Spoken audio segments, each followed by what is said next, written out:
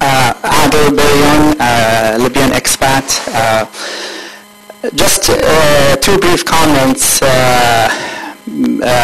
Mr. Pillar indicated that there is an issue between saving the civilians or getting rid of Gaddafi. If you ask the Libyans, I think they will all say that if you kill Gaddafi, you will save civilians. So the Libyans don't see a contradiction in the two issues.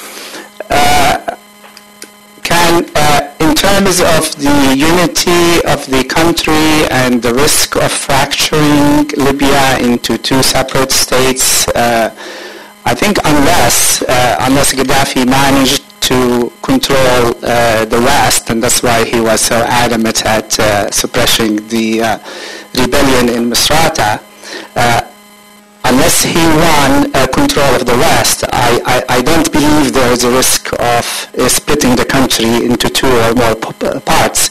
If you hear the slogans that came out in Tripoli in the first 10 days of the rebellion, they are all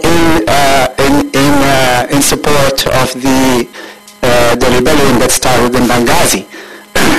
So I think I also know firsthand that the Tripoli delegation that went to Benghazi last week was received, overwhelmingly received, and everybody was indicating that we are one country, so there is little risk of that. My question is, and maybe Mr. White can answer to that, why is the reluctance of the U.S. administration and Western countries to provide material support, financial support, specifically to the Transitional National Council? They asked for access to the frozen asset, maybe in terms of loans or line of credit.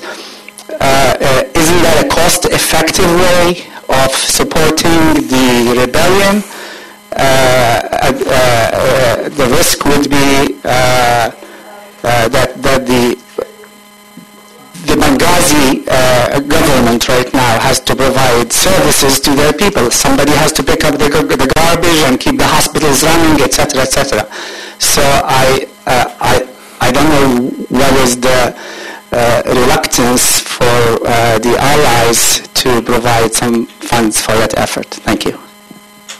Well, I think the argument has been made that there are legal complications involved in doing that. The Transition Council isn't the formally recognized government of Libya, and therefore the access to the funds is not legal, right? Okay, that's my limited understanding of the financial thing. But I think it strikes me as not a good reason to find the means of providing them with the financial resources they need, to operate, to provide services and so on. A more likely reason is that there's still a lot of residual suspicion about who these guys are, as Paul raised in his comments. But I wonder about that as well.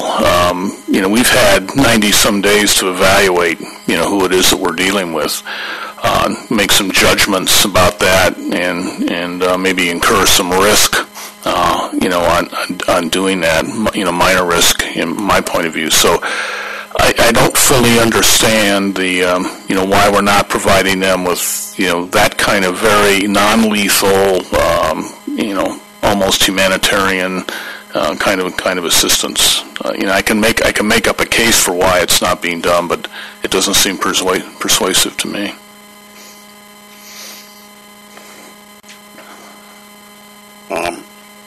Straight back in front here. Yeah. Hi, Caitlin Deering from the Moroccan American Center for Policy. I was hoping you could talk a little bit about the role of regional players who appear to be supporting Gaddafi. I've read serious press reports that there are some Polisario mercenaries that are fighting alongside Gaddafi's forces. So could you please comment on who is a part of the mercenary forces and how we can better prevent them, Polisario or otherwise, from supporting Gaddafi? Yeah, there's continuing reporting of mercenary involvement coming out of Mauritania, Chad, Polisario, and so on. Exactly how much of that is going on, I'm not clear on. I just don't know. The reporting on that though seems to have declined quite a bit, and you don't see so much indication even from the rebels that they're fighting mercenaries.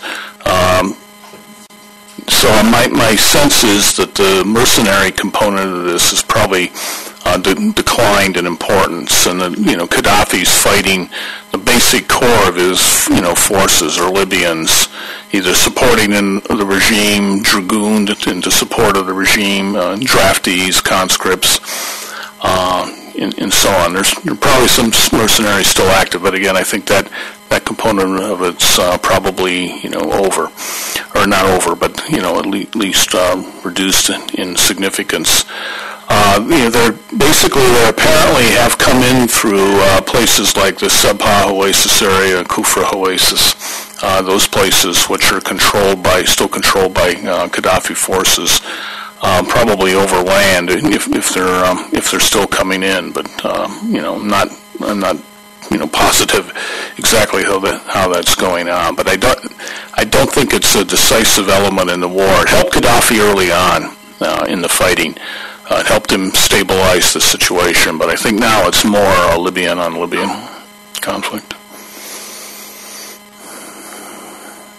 There was another question right back here.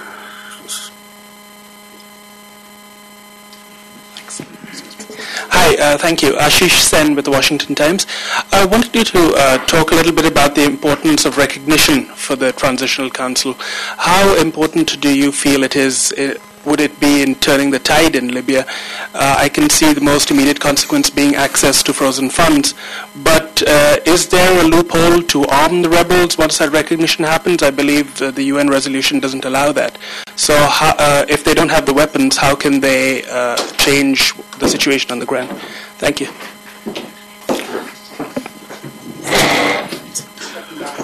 We will I'll let the panelists answer this question, but Ambassador Aujali has now joined us, so after we've answered this question, we will move ahead to his presentation. Okay, I can speak from there maybe. Okay, we'll go ahead and make his presentation now, and hopefully we'll have time to answer that last question and other questions. So I'll ask the Ambassador to be as concise as possible so that we can have some more time for questions, but I want to welcome him once again. He is the former Libyan ambassador who resigned earlier this year and now represents the Transitional Council. Well, good afternoon. Thank you very much, and I'm terribly sorry, but I believe even in my state nobody can say no to the President.